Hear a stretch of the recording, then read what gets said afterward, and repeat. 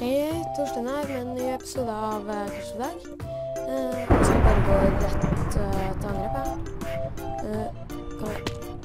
Så dette er det.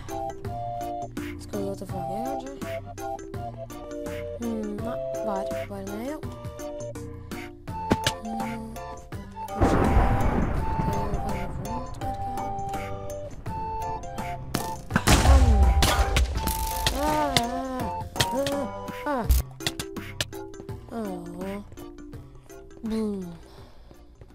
Ok, greit. Da er vi i gang. De kan kanskje drepe oss, men de kan aldri ta vår frihet. Rage! Hey, bitch! Ja. Nei! Attack! What? Engineer! Ja, det gikk jo bra. Jeg skal prøve en gang til, hvis ikke så går vi ut. Men ja. Det her var Kursdag med PSM. Husk å like hvis du synes det var artig å se på.